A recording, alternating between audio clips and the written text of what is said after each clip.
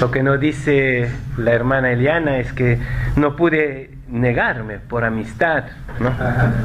Por amistad por la iglesia primero, pero también por las salesianas con quienes estoy muy vinculado. Sí, también quería decir que estoy aquí como un intruso ante este elenco selecto de catequetas, ¿no?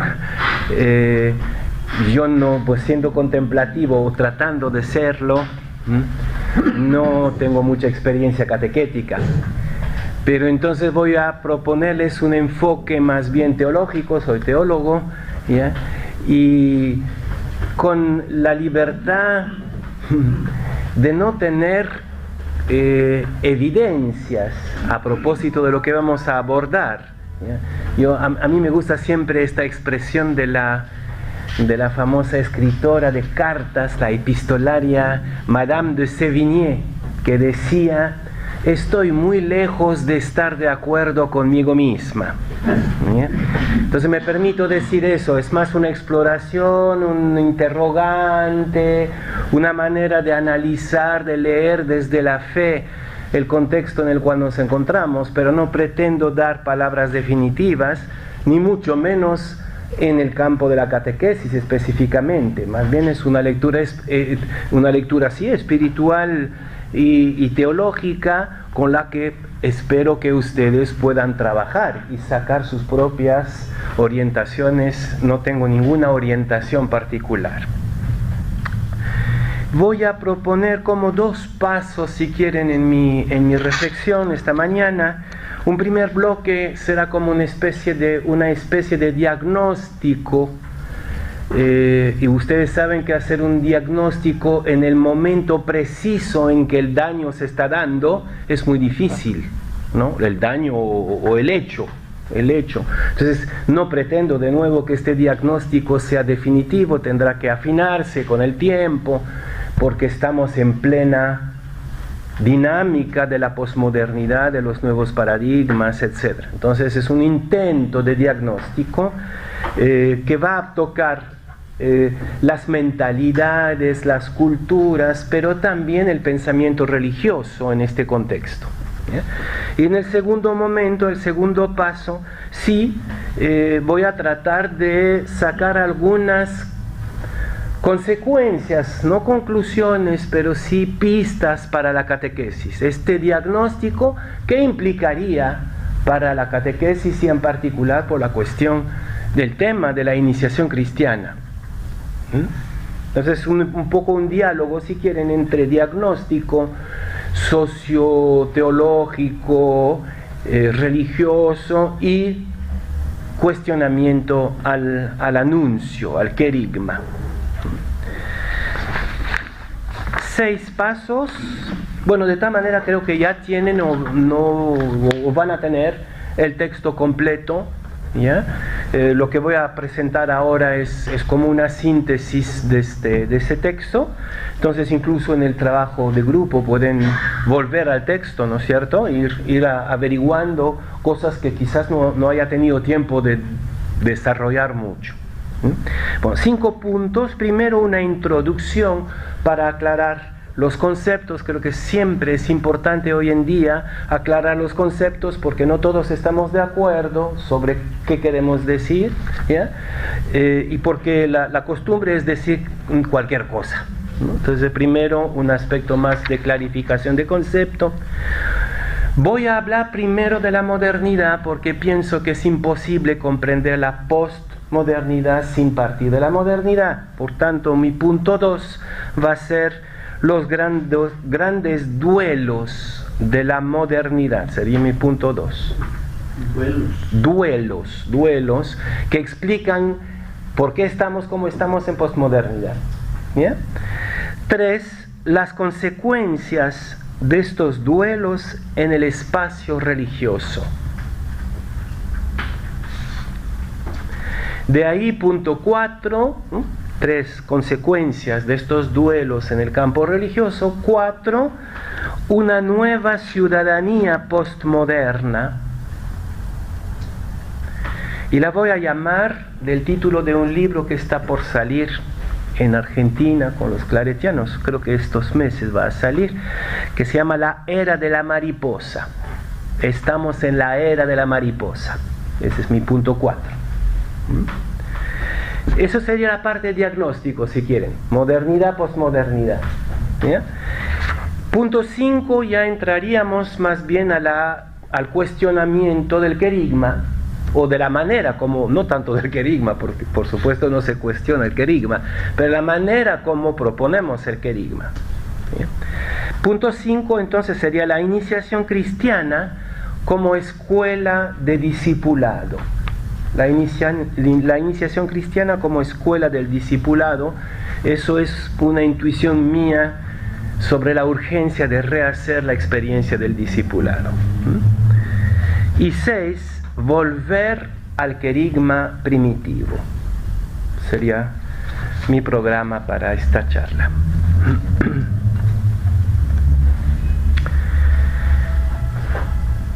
Bien, entonces el título que se me ha propuesto tiene como varios conceptos que quisiera aclarar. Esa es mi introducción. El cambio de época, la transformación del paradigma sociocultural y antropológico. Saben que cuando hablamos de cambio de época no hablamos ya de cambios, sino de por eso voy a hablar de la era de la mariposa. Estamos hablando realmente de una crisálida que transforma totalmente todo, que transforma todas las referencias y todas las categorías simultáneamente. Ese es el cambio de época, donde todo lo que se pensaba, todos los instrumentos de evaluación de conocimientos tienen que estar replanteados radicalmente. No queda nada que esté estable, si quieren. Todo se mueve al mismo tiempo. Y yo creo que el cambio de época es como la visibilización de lo que llamamos los nuevos paradigmas. Los nuevos paradigmas son nuevas categorías que vamos a trabajar ahorita, ¿ya?, que se visualizan en el cambio de época, es decir, el cambio de modelo sociológico, cultural, espiritual, y sobre todo el cambio radical de imagen de lo humano. Entonces, cambio de época, visibilización de la transformación de paradigma.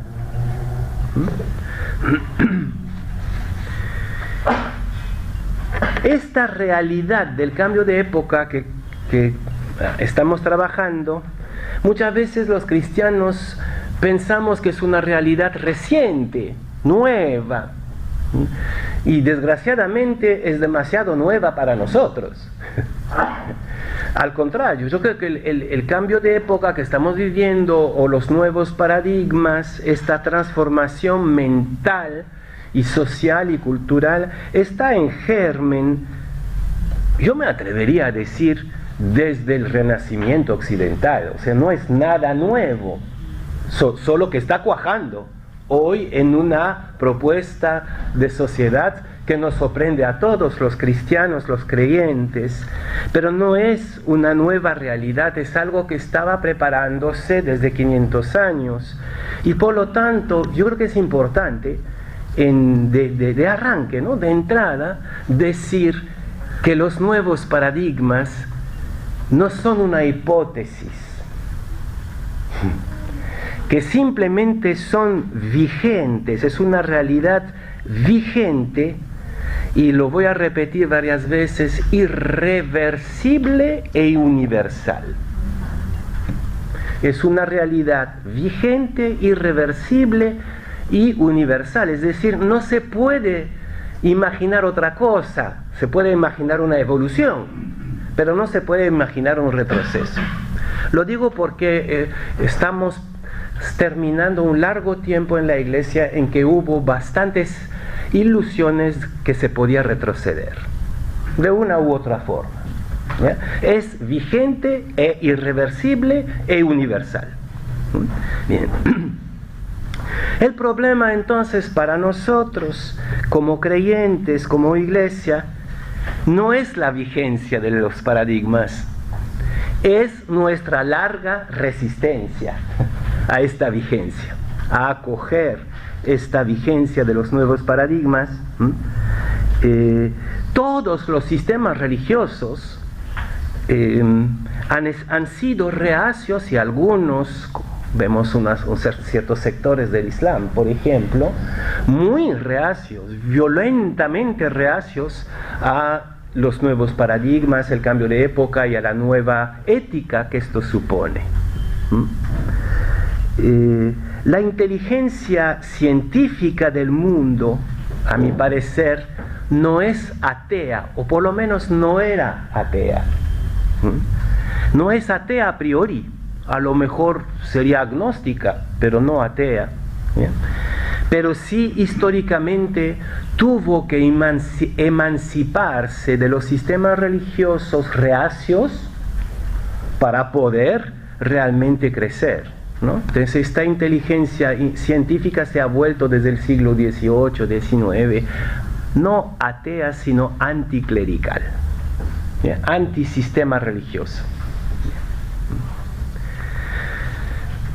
Un elemento más que es propio del hoy, en particular en América Latina, con la escolaridad universal, el acceso a la escolaridad universal, y además el acceso en tiempo real a todo tipo de información, el mundo virtual. ¿Ya? Yo vivo en el altiplano peruano y todos los chiquillos del campo tienen su celular, tienen acceso al internet, incluso en las escuelas primarias del campo les dan internet hoy día, ¿no? Les dan computadoras.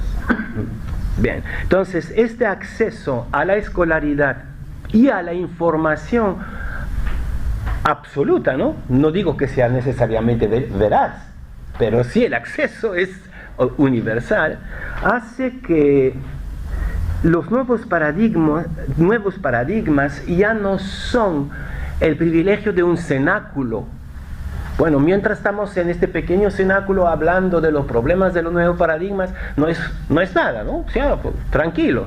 Pero cuando eso baja a la cancha y que el pequeño niño del altiplano ya ha asimilado y está integrando lo que supone el cambio de época y los nuevos paradigmas, este nuevo modelo antropológico, social, ahí sí se vuelve serio para nosotros.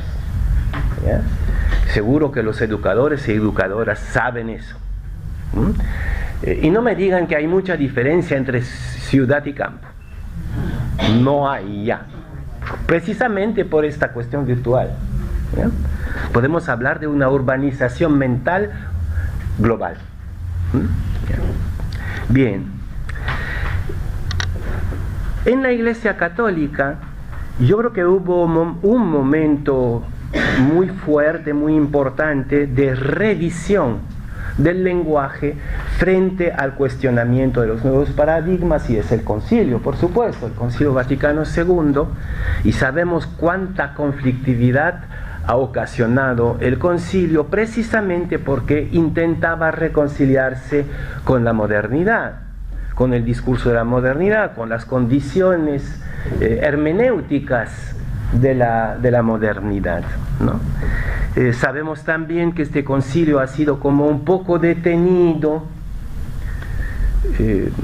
Además, yo creo que el concilio no había previsto la posmodernidad. El concilio sigue siendo un diálogo con la modernidad y estamos ya más allá de la modernidad. Pero en fin, yo creo que fue un momento valiosísimo, pero que a nosotros no nos dio lo que tenía que darnos. O sea, no nos llevó a esta metanoia del lenguaje, a esa transformación mental que haría que seamos capacitados para hablar de Jesucristo en este contexto cultural. Yo pienso que estamos atrasados respecto al concilio, pastoralmente por lo menos. ¿Ya?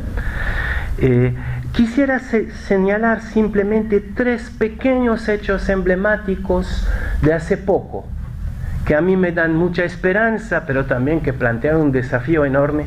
Y son tres posturas de los tres pontífices últimos. Primero, Juan Pablo II, que muy poco tiempo antes de morir, declaró, a propósito de la teoría de la evolución y de sus propios desarrollos, si quieren, la teoría de la evolución de Darwin, dijo: esa teoría es más que una hipótesis, tomando distancia con Pío XII, que había dicho, pues una hipótesis entre otras. No, es más que una hipótesis. Entiendan, eso es el punto desde donde tenemos que partir para hablar, por ejemplo, de nuestra fe en la creación y en el Dios creador. Ya no es una hipótesis más.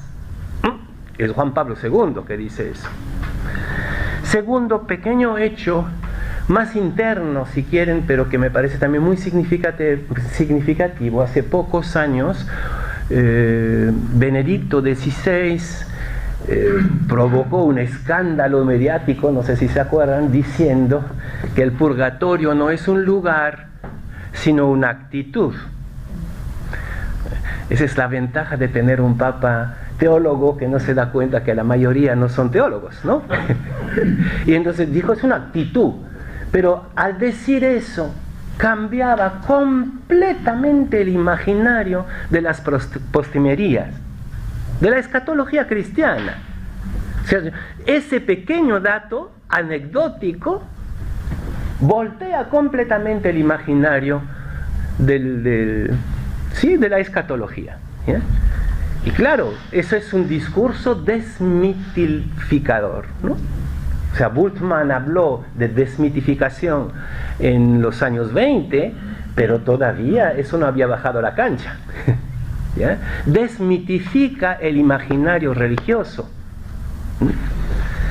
Y lo ultimito es de Francisco, diciendo que el Big Bang y sus evoluciones, ¿no? La teoría del Big Bang y las evoluciones de esa teoría son compatibles con nuestra fe en el Dios creador. Me dirán, bueno, son pequeñas tomas de posiciones, anécdotas. No, eso para mí cambia completamente el horizonte desde donde tenemos que hablar. Y seguro que ustedes como catequetas o catequistas se dan cuenta que seguimos hablando como si esto no estuviera. ¿Ya? Seguimos hablando como si Darwin nunca hubiera hablado, como si el purgatorio o el cielo o el infierno fueran lugares. O sea, seguimos con el imaginario obsoleto. Y entonces, claro, perdemos todo tipo de credibilidad en un mundo donde el niño del altiplano ya está empapado de esta mentalidad. ¿Bien? Bien. Entonces mi pregunta es, ¿cuáles son las consecuencias de estas tomas de conciencias en la iglesia? Paso a mi punto 2. No les doy la palabra ahora porque la tendrán después, ¿no? Pero estoy seguro que quieren tenerla. Los grandes duelos de la modernidad, ¿no? Este proceso del cambio de época, de los nuevos paradigmas que está en germen desde el Renacimiento occidental, europeo, ¿ya? Pues los podemos traducir en algunos duelos paradigmáticos justamente, ¿no? Y sospecho que con la posmodernidad vamos a multiplicar los duelos. O sea, se nos esperan otros duelos más, ¿ya? Mucho más radicales probablemente. Pero aquí quiero señalar por lo menos 3 grandes duelos. Pero antes de eso, es aclarar también, ¿no?, 2 grandes condiciones mentales para poder abordar estos duelos. La primera condición mental es que hemos cambiado de racionalidad, ¿no? es otra nuestra racionalidad moderna. La racionalidad moderna, pues nada nuevo, es científica y por lo tanto se demarca, se aleja, corta necesariamente con la racionalidad mítica. Yo creo que el mito tiene su valor, y creo que lo sigue teniendo, por si acaso, si no, no podríamos abrir la Biblia. ¿Ya? O sea, yo creo que el mito como tal tiene su valor y su verdad, no solamente su valor, pero sí su verdad.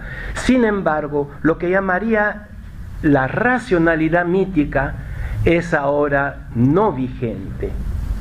Es decir, la manera de explicar el mundo desde el mito. Estamos pasando justamente de esta racionalidad mítica con su a priori, por ejemplo, dualista, lo espiritual, lo material, el cielo, la tierra, el mundo de Dios, el mundo de. Esa es la racionalidad mítica es dualista, a veces con un tercer nivel, ¿no? Que es en el mundo andino, por ejemplo, el fondo, ¿no? El mundo de los demonios, de la oscuridad, etc. Un a priori dualista ingenuo, ¿ya?, a una racionalidad científica que afirma que hay un solo mundo, no hay dos mundos. Eso es fundamental, ¿no?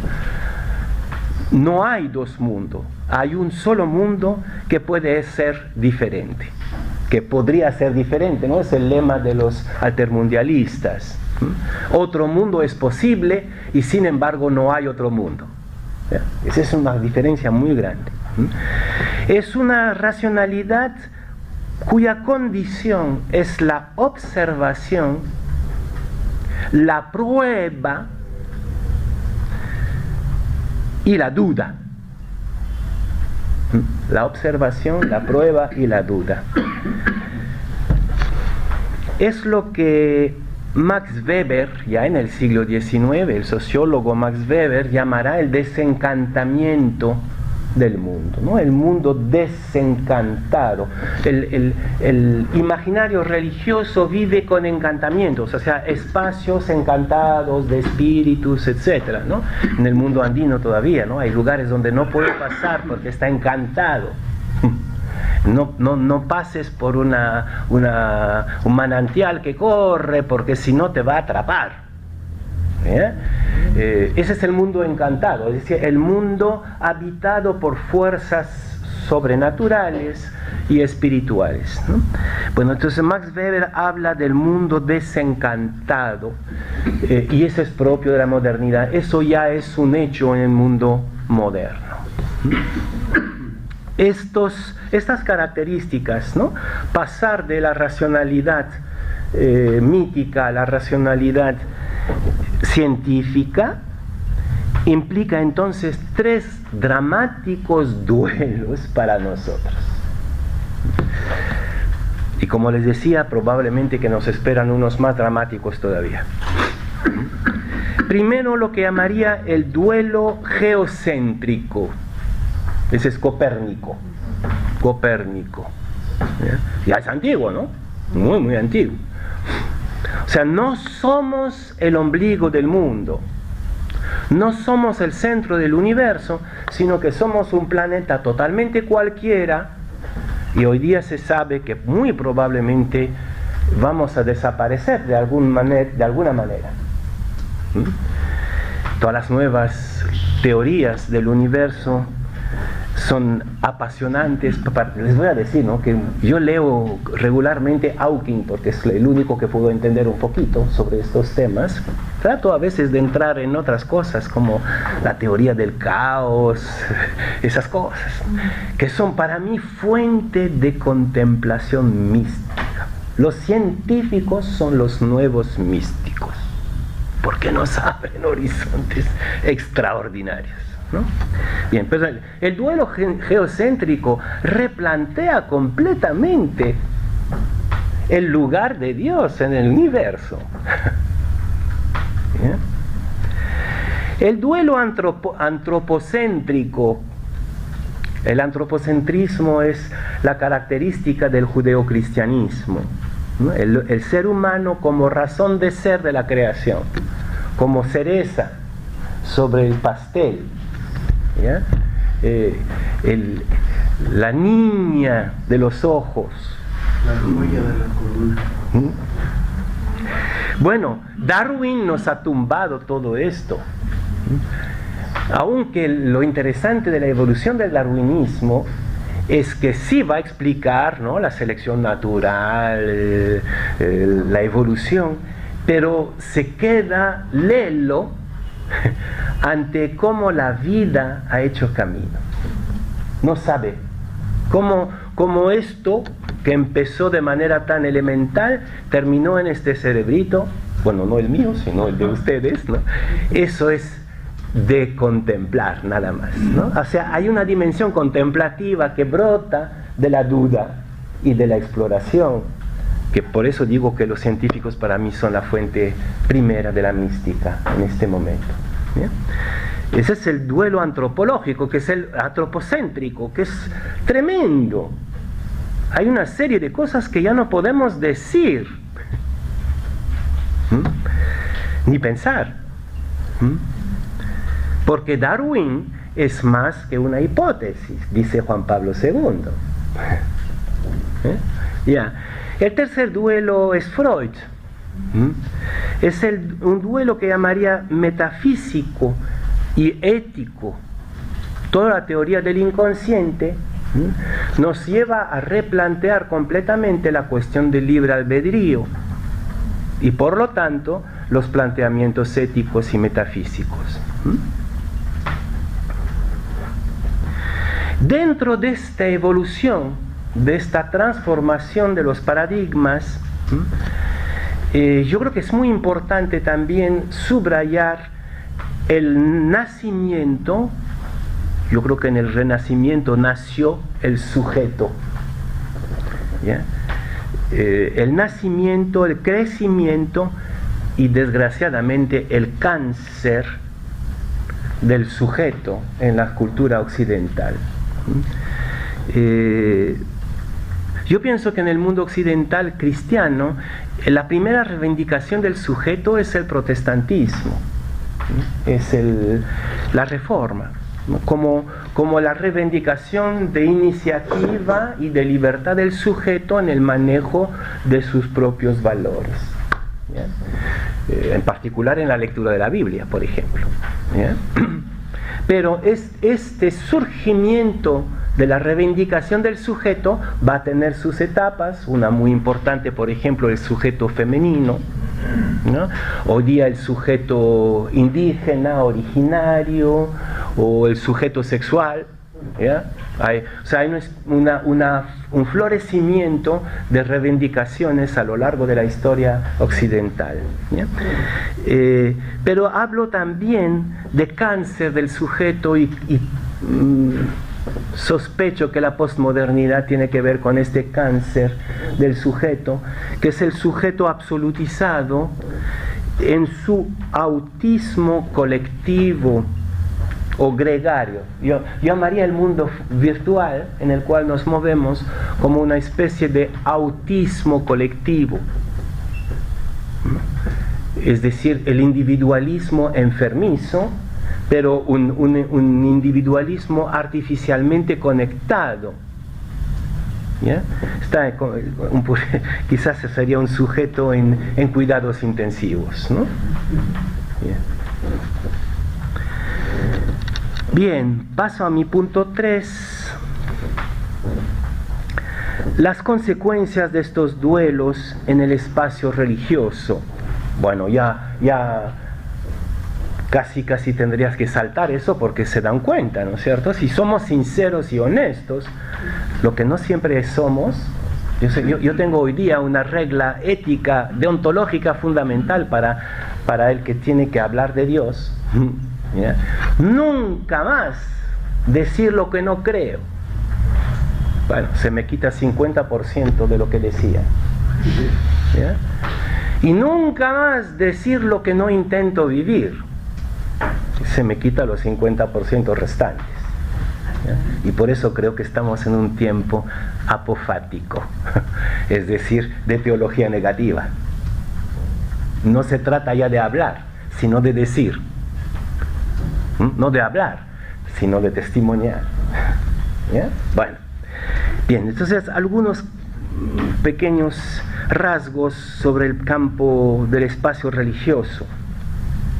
Bien, primero hay que convencernos, no quiero convencerlos, pero yo creo que hay que convencerse, ¿ya? Que esto que estamos describiendo es irreversible, universal. Yo pienso que estamos en un momento de occidentalización universal, aunque esta occidentalización tenga que dialogar con culturas diversas, eso es evidente, ¿ya?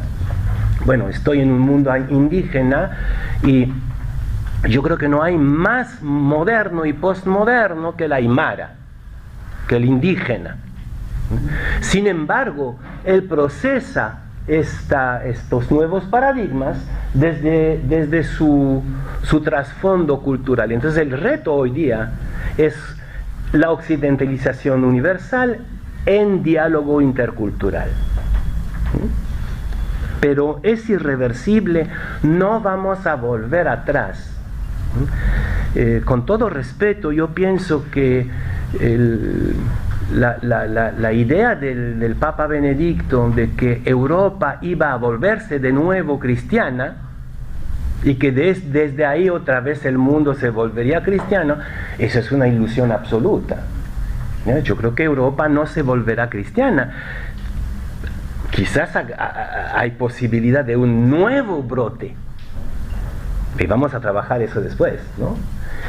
Tampoco creo que nuestra América Latina sea la reserva infinita del cristianismo. También eso me parece no solamente ingenuo, sino culpable de seguir diciendo que somos el futuro de la iglesia.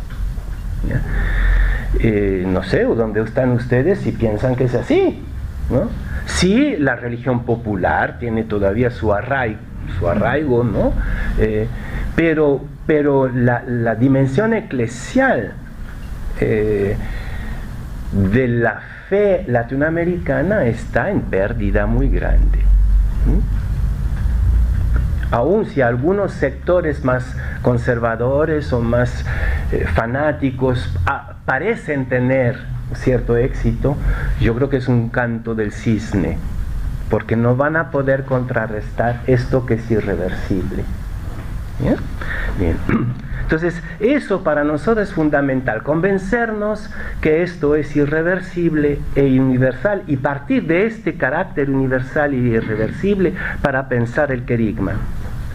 Lo que sí es cierto es que las profecías antirreligiosas, no sé si antirreligiosas, sino que anunciaban el fin de las religiones en el siglo XIX y XX, se han equivocado. Eso sí hay que decir que se han equivocado, ¿no? Cuando Feuerbach decía que la religión era la etapa infantil de la humanidad y con la proyección imaginaria, cuando Marx hablaba de la alienación, cuando Freud hablaba de la sublimación para denunciar la falacia religiosa, tenían razón, ¿sí o no? Claro que tenían razón, sociológicamente hablando o psicológicamente hablando. Y sin embargo, la religión nunca ha sido tan vigente que hoy. Para bien o para mal, la verdad que cuando veo lo que pasa en Siria o en Irak, me da un pánico realmente sobre lo religioso. Pero es vigente, ¿ya? Y yo creo que es vigente también para el mundo moderno occidental. Por eso no voy a desarrollar, pero pienso que la Iglesia católica occidental europea, o sea, de mentalidad europea, tiene su posibilidad de diálogo con esta, y creo que es la única religión en este momento que tiene capacidad de diálogo con el mundo moderno postmoderno, precisamente porque ha sufrido los embates de la modernidad. No creo que la ortodoxia esté preparada para eso, menos el Islam, y menos las religiones extrema orientales, ¿no? Estas profecías entonces no han acertado, ni Nietzsche cuando hablaba de la muerte de Dios, al contrario. Y hoy día yo manejo con otros teólogos lo que llaman dos conceptos muy, muy importantes que quisiera proponerles a la reflexión, ¿ya? Un primer concepto que se está manejando hoy día es el anateísmo. No sé si han escuchado hablar de eso. Anateísmo. Es decir, Dios después de Dios. Es un teólogo, creo que es irlandés, se llama Richard Kearney, que habla de eso, ¿no? Que es la evolución de la experiencia religiosa del teísmo premoderno al anateísmo postmoderno, es decir, una nueva experiencia de lo divino, de Dios, ¿ya? Habiendo pasado por el ateísmo. Él dice el ateísmo es una etapa indispensable, por lo menos el ateísmo mental, ¿ya? Lo que estamos diciendo de los duelos, ¿ya? Pero estamos llegando, dice él, a una fase nueva que todavía no sabemos exactamente a dónde nos lleva, que es el anateísmo. Yo personalmente como monje lo relaciono mucho con la teología negativa, con Maestro Eckhart, las nubes, etc., ¿no? Este tipo de espiritualidad y de místicas. El otro concepto es el paradigma, es lo que se llama el paradigma post-religional, que trabajan algunos teólogos de la Comisión Teológica Eastwood. Ellos tienen una revista digital, ¿no? Que es Voices. Interesante seguir esta reflexión que tiene pocos años, ¿no? Pero bueno, entonces, como que frente al cuestionamiento de esos duelos es importante empezar a pensar desde otras categorías, ¿ya? Paso a mi segundo bloque. ¿Tengo tiempo todavía? ¿Un poquito? ¿Sí? ¿Estoy bien? ¿Ya? Hola. El segundo bloque sería entonces cuáles son las consecuencias para el servicio y ministerio nuestro, o suyo, mejor dicho, ¿ya? Para el querigma. Claro, lo que acabo de dar es muy esquemático, está mucho más desarrollado en el texto y todavía faltaría muchísimo más para trabajar, ¿ya? Bien, no lo tomen como algo acabado, sino como preguntas. Entonces, perdón, me falta un punto más, ¿no? Sí, que la posmodernidad. ¿Qué dice la posmodernidad? ¿No? Ya. Ese es punto 4. Una nueva ciudadanía postmoderna, la era de la mariposa.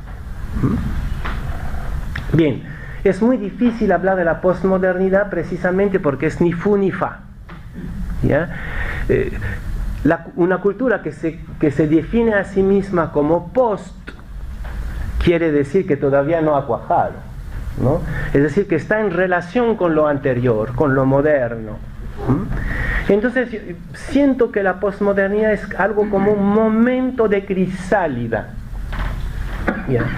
Nunca he presenciado la crisálida, pero lo he visto en algunos videos, es una cosa impresionante. Como el gusanito poco a poco se transforma, ¿no? Y se vuelve esa cosa admirable y fragilísima que es una mariposa. Entonces yo creo que estamos pasando del gusano mítico arrastrándose por el piso, ¿ya? Y que pensaba que el cuadrito de ahí era el universo entero y estaba seguro, la prueba es que no se movía, ¿ya? La estabilidad era la prueba que esto era la verdad, estabilidad y verdad era lo mismo.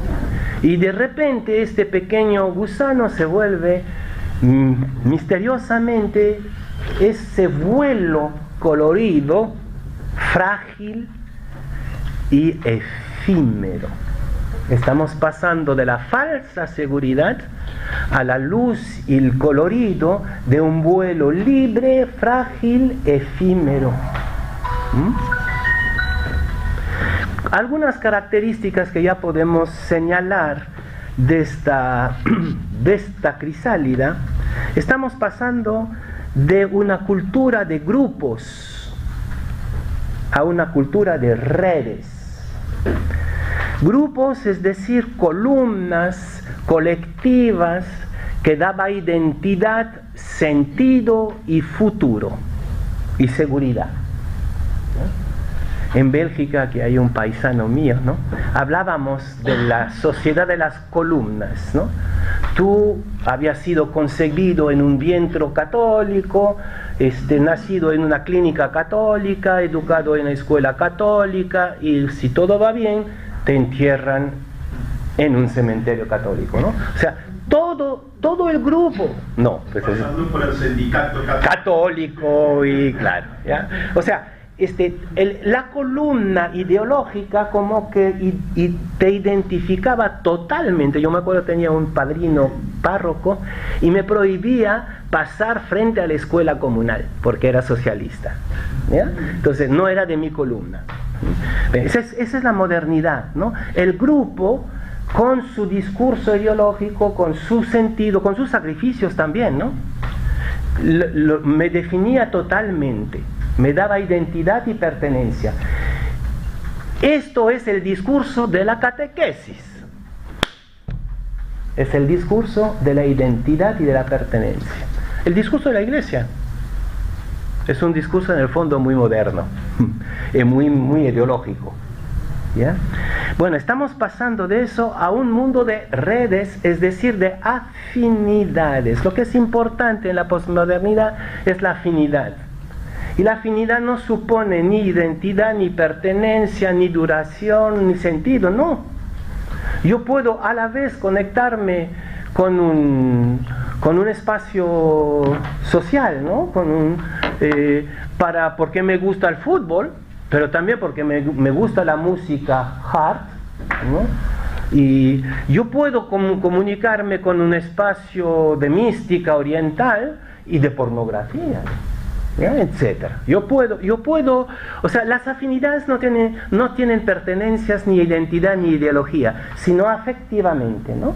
Yo puedo combinar, cortar, reempezar. Esa es la mariposa. Esa es la era de la mariposa.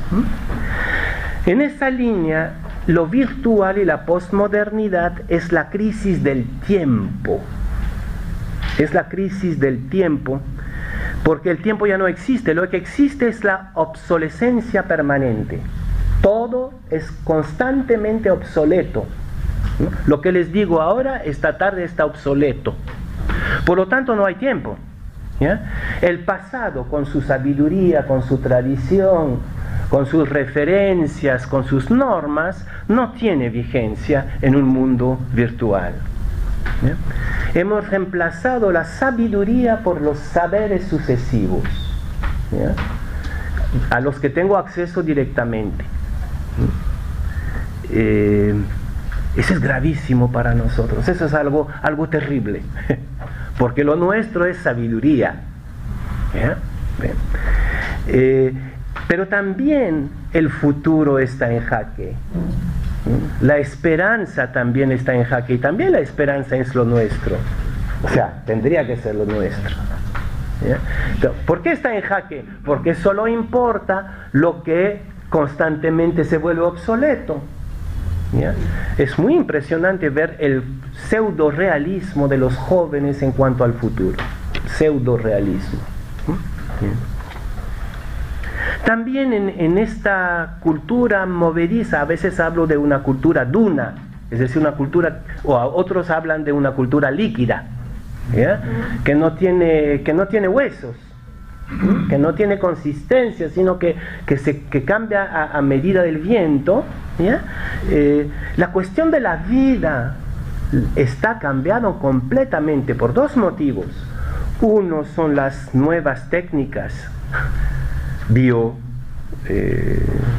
técnicas, ¿no? Las biotécnicas, ¿no? Todo lo que es la manipulación genética, etcétera, ¿ya? Ese es un motivo por el cual la vida cambia de sentido, la prolongación indefinida de la vida, en fin, ¿no? El control de la natalidad, medicamento por medicado, ¿ya? Pero también lo que llamaría el surgimiento de nuevas conciencias de género, que sea la reivindicación feminista, que me parece la revolución más grande del siglo XX, ¿no? La más importante, la más radical, pero también son nuevas reivindicaciones de definición sexual. Yo creo que esto va a ser el gran reto de la Iglesia en los próximos años. ¿Cómo se sitúa frente a esas nuevas conciencias de género?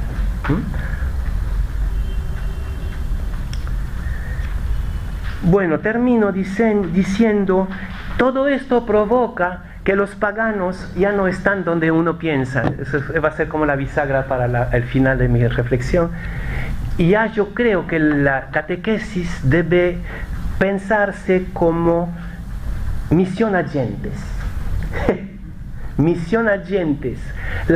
Los paganos ya no están en la selva, no hay selva, ¿ya? Los paganos están en tu casa, son tus hijos, son tus alumnos, ¿ya?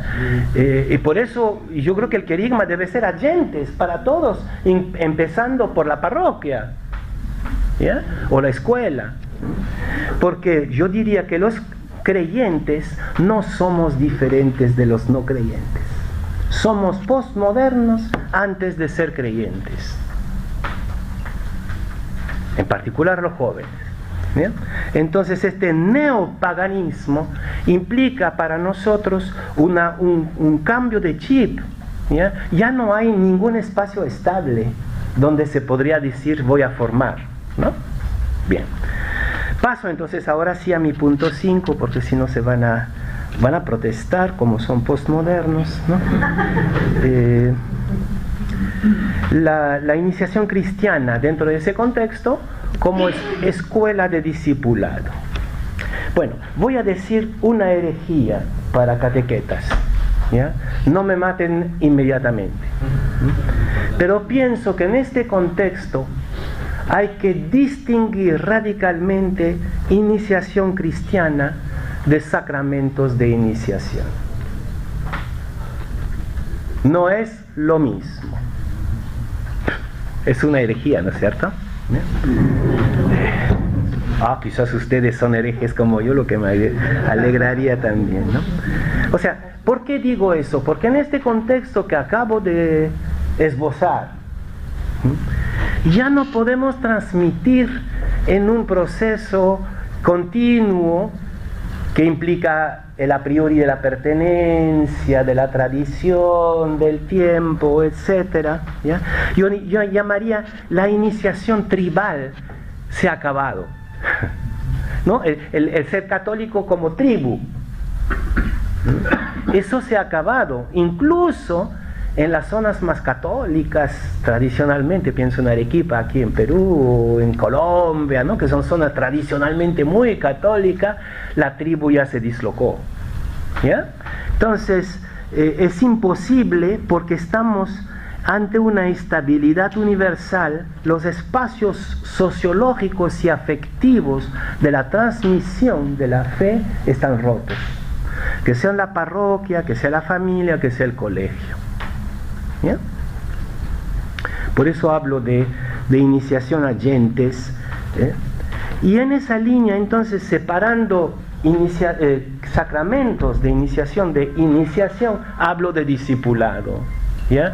Jesús, cuando acogió sus primeros discípulos, no les propuso bautizarse. Además, San Juan insiste, no bautizó a nadie. Eso fue problema de los discípulos. no de Jesús, ¿no? Ya. Entonces, no, lo que propuso era una experiencia de camino con Él.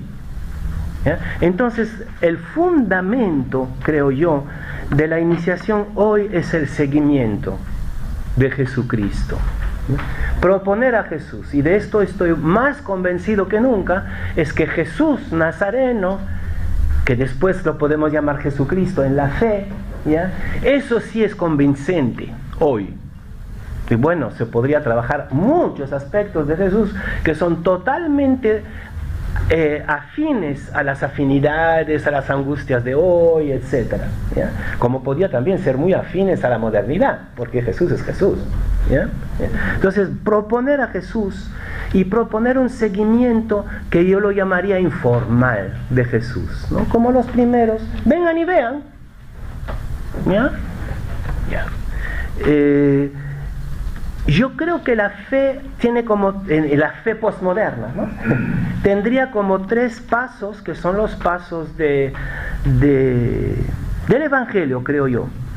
Primero, creo que la fe entra por los pies. Nosotros empezamos por la cabeza, nos equivocamos. Entra por los pies, cansado por los caminos de Galilea. Necesitamos proponer caminos por los pies, no por la cabeza. Hablamos de caminos catequéticos, pero en el fondo no son caminos, son procesos mentales. ¿Ya? No, hay que ir por los caminos. ¿Ya? Por eso la peregrinación es tan importante hoy. Por eso una persona como Francisco tiene tanto éxito, porque propone caminos.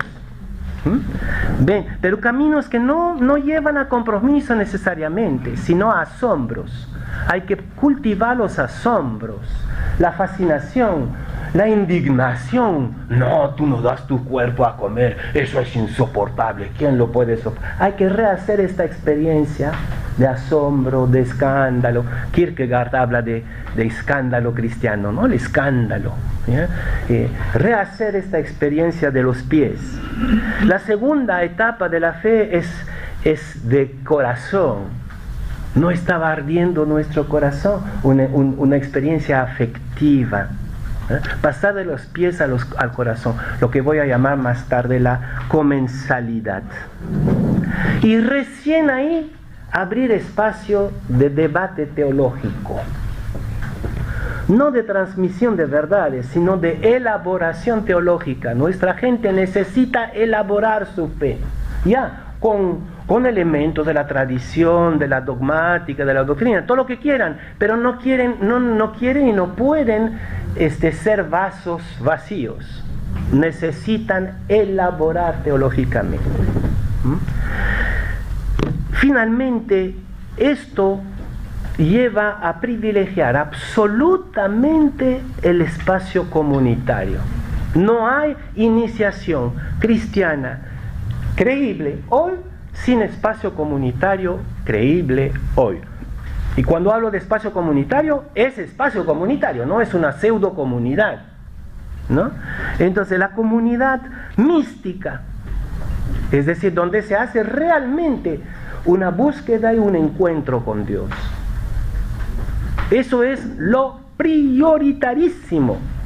Entonces una comunidad que no tiene tiempo para rezar no sirve para iniciar. Una comunidad que no abre espacio para Dios a los demás no sirve para la catequesis. ¿Ya? Comunidades justas. Esto hoy, con todos los escándalos que estamos atravesando en la iglesia, ¿ya? Eso también es una condición sine qua non. ¿Ya? Una comunidad coherente, moralmente coherente. Si no, no tenemos derecho. ¿Ya? Y una comunidad mártir, eso sí, de nuevo estamos entrando en una era mártir, ¿no? Es decir, testimonial. Entonces, esta iniciación allentes por los pies, ya, ok, termino, ¿ya? Gracias. Por los pies, que pasa al corazón, que elabora teológicamente, eso no puede darse fuera de un espacio comunitario, místico, justo y mártir, testimonial. Concluyo entonces por una invitación a volver al querigma primitivo. ¿Bien? Y aquí habría una diferencia entre dos etapas del querigma. Porque nosotros cuando hablamos de querigma es que anunciamos los fundamentos de la fe, ¿no es cierto? Los fundamentos doctrinales de la fe, lo que está en el credo. ¿Ya? Yo creo que hay un pre-querigma, hay un querigma antes de ese querigma, que es vengan y vean. Es de ese querigma que estoy hablando. Porque el otro es incomprensible sin el primero. ¿Ya? En ese sentido, me van a disculpar, el credo no es un buen instrumento catequético. Es un maravilloso monumento de la experiencia de fe cristiana, pero no es un instrumento catequético, sobre todo en el contexto de hoy, ¿ya? Que acabo de describir. ¿Ya? Entonces, yo propongo una nueva secuencia de iniciación, pero pues hablo como un ignorante, ¿no? Soy un ignorante, entonces probablemente que es absurdo lo que estoy diciendo. Yo creo que hay que empezar por la Eucaristía, que el fundamento de la iglesia es la Eucaristía, es decir, la comensalidad. Yo no digo necesariamente la primera comunión, por eso digo lo sacramental habría que plantearlo de otra manera, ¿no? Pero hacer una experiencia eucarística, el capítulo 10 de San Lucas, ¿no? Vayan a un pueblo y pregunten si hay paz, y si hay una casa que tiene paz, entren y coman y quédense. Esa es la experiencia eucarística, la comensalidad. Yo creo que eso es el punto de partida de la iniciación hoy. Entonces el carácter eucarístico del querigma. No dice Jesús y vengan con los libros de las Paulinas sobre catequesis, ¿no es cierto? No dice eso. Dice, quédense y coman y digan el reino está cerca. Revelen la cercanía del reino. Creo que es lo más urgente. La cercanía del reino. Dos, el bautismo como experiencia afectiva mística, no como lugar de pertenencia o de identidad, sino como experiencia afectiva mística. Pienso en el eunuco que tuvimos anteayer, creo, ¿no? O hace pocos días en la liturgia, el eunuco de los Hechos de los Apóstoles, el etíope, ¿ya? Que dice, ¿y qué me impide ahora ser bautizado? Bueno, si tú crees, ya. O sea, el bautismo como expresión del ardor del corazón en el encuentro con Jesús. Y no como etapa, si quieren, ¿no? Sino como expresión de amor. Y aquí quizás es lo más terrible lo que voy a decir, la confirmación como opción profética minoritaria del que quiere comprometerse por el reino. Pero en una cultura como la nuestra, muy pocos son los que van a querer comprometerse. Y no importa. ¿Qué importa? Lo importante es que realmente sean confirmados, es decir, que realmente sean testigos. ¿Ya? Bien. Entonces concluyo con esta fórmula: celebrar antes que sacramentalizar. ¿Por qué? Porque al sacramentalizar a toda costa, estamos banalizando los sacramentos. Le estamos quitando a los sacramentos su fuerza simbólica y profética. En el contexto de hoy, no digo que en un contexto de cristiandad hubiera sido cierto, no, pero hoy me parece que sacramentalizar es banalizar. Me refiero a una declaración del Papa Francisco hace poco, que hablaba del matrimonio, ¿ya? Y que decía que en su opinión del Papa, 50% de los matrimonios sacramentales son nulos. El Papa considera que 50% son nulos. Claro. Y eso, además, yo creo que es muy optimista. ¿Por qué? Porque no hay ninguna conciencia teologal, teológica, eclesial, de pertenencia, de compromiso. Yo creo que el matrimonio es como la confirmación. Es para una minoría comprometida en el matrimonio. ¿Ya? Bueno, pero son cosas muy enormes, porque ¿cómo hacer esta distinción entre dos iniciaciones, ¿no? ¿Ya? Y que los sacramentos sean como un segundo momento? ¿Qué me impide, como dice el eunuco? ¿Qué me impide ser bautizado? ¿Qué me impide? Entonces ven, ¿ya? Pero privar de iniciación, si no recibimos los sacramentos, eso sí es grave, porque lo importante es el discipulado. Gracias.